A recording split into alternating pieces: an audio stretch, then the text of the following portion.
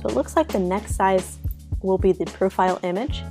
So this will be the image that is shown on they may already have that, but if they want one specific for this company, let's do it. So that's 178 by 180. So instead of creating a new document, I'm just going to create a new artboard. So I'm going to go to Document, Setup, Edit Artboards. Let me go back and remember my size, 178 by 180. 178 by 1. Click on New. Put it right down here. Go up here, 178 by 180. And there's our profile version. You can always go to Document, Setup, and Edit Artboards to shift it around. So this one's going to be super quick, super easy. I think I'm going to take this version of the logo, copy and paste it. I'm not going to have room for Town Center, or maybe I will. I don't think I'm going to have room.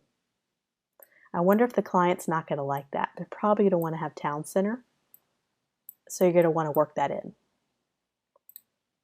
So even though it's going to look better without Town Center, sometimes the client needs to have their full company name visible.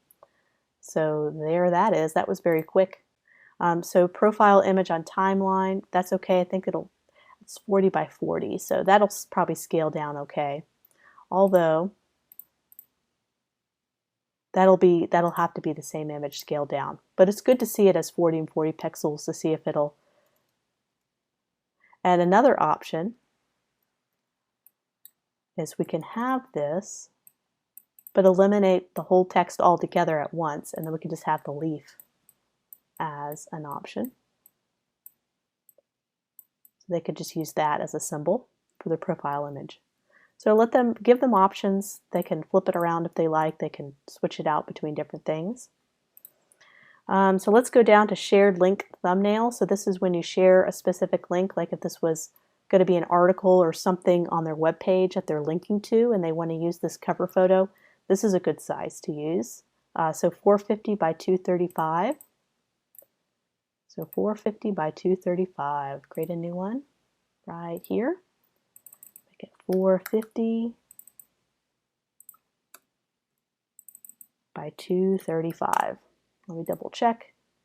235, 450, great. I'm going to shift my artboard up here, keep all my Facebook ads together, and then I'm going to create a separate one for Instagram. So this will be a shared link, so we might even just need this in the logo. They may not need all the specific stores because it is so small. If you think about it, 450 pixels is fairly small. So this is when we start to do different variations, but still have the same theme, but it's okay to be a little more flexible. So with this case, maybe I'm doing that. And let me crop this so I can get a final view of what the image is going to look like. I'm just going to crop it, make clipping mask, and then I'm going to send it all the way to the back layer. And I could take my direct selection tool, and since this is a wonderful photo, I have a lot of background space to work with. I can give myself more room for this logo to be shown bigger. So that is a cool option if you don't want to have all the details. And this is way too small. Anything 400 pixels, you're not going to want to list all your stores. That's going to be too much. So that's great. So a cover page. So on their Facebook, they're going to want to update with their campaign. So they would probably update with the cover photo size, which is going to be 820 by 312. And the thing about the cover photo, and I include this is the sizing document I'm referring to that you can download. And this is a great example of what's happening.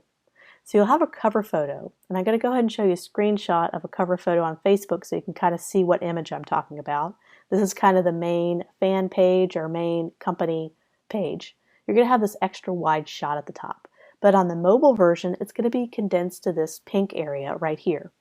So you're going to need to think about that when you do your cover photo, that the left and right sides shouldn't have any text and shouldn't have any vital parts of the body like a face. You don't want those to be cut off in mobile because most of your people are going to be a mobile audience. So let's think about that. So 820 by 312. Let's go ahead and create that. 820 by 312. I think I didn't need to add a new one. Oops. Let's do that again. So document setup, new, there we go. I didn't do a new one. I was editing the old one. So 820 by 312. 820. And what's great is once you do this, you'll have a template for future clients. So if you have a client that is doing some similar sizes, you could just erase their stuff and you already have all your artboards sized. So you don't have to do this every single time.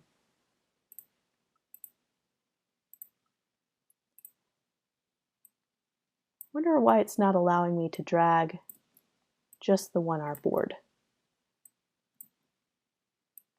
Let's drag this down here. There we go. That works. So let's do our cover image. We're going to want to put all the store names on the cover image, I believe. And that's just working with a client similar to this for over 10 years. I kind of learned what they like. So the thing with the logo is they're going to have their profile pic somewhere close by. So don't duplicate the profile pic. So we may not need to have the logo included at all. So we're really going to focus on the image. So let's do this horizontally focused image. And remember about the cropping on the sides. So let's go back to our sizing guide. I'm just going to grab these right here. And this will be my little guide to let me know where it's cropped on the mobile version of the cover photo. So I can, let's see, release clipping mask. And let's drag this photo all the way out. This is why it's so nice to have a photo where it's not cropped so close to the person or the object. There we go. I'm going to duplicate this and crop it. Make a clipping mask, and I'm going to send that to the back. So great. So let's grab, we're not going to need a call to action because this is not necessarily the ad version. This is the cover photo. So we're going to be a little more generic. So we have our photo, and we maybe list the store names, and we won't need to put the logo because the profile pic will be nearby with the company name. So this version is not going to work. We're not going to be able to transfer this over. So we're going to adapt this a little bit. Instead of doing a list format vertically, we're going to do a list format horizontally. So let's tighten the spacing just a tad. Let's do 200. And I'm going to bring it down here so you can kind of see what I'm doing. All I'm doing, and I'm going to put a couple spaces between each lettering. And I'm going to do a shift and do a bracket. Or you can manually put these in here. And I put the same spacing between each one. So just doing a different version of the list. And I'm thinking, I'm not sure how many are gonna fit on each line.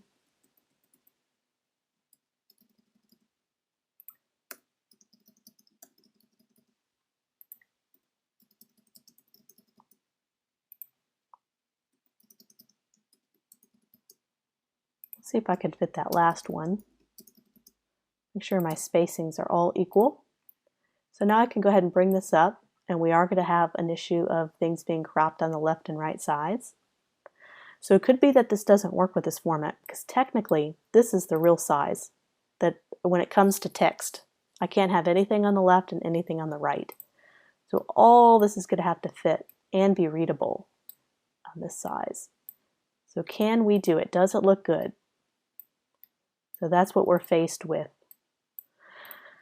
We could do a bar here to help bring it out.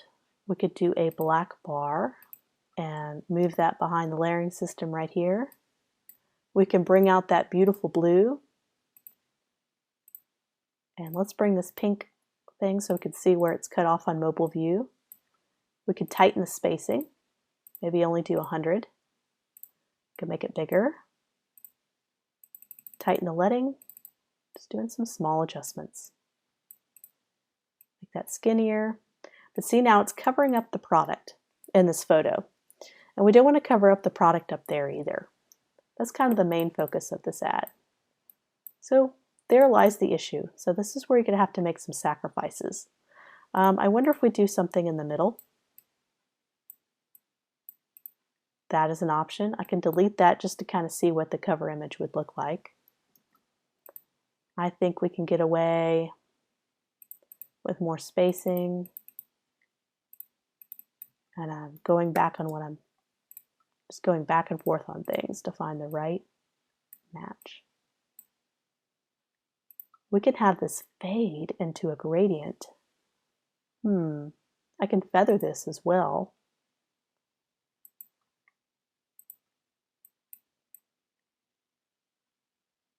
I don't need that much feather. And reduce the transparency or the opacity. Just enough for it to become readable. Let me mess with this for a few minutes and see what I come up with.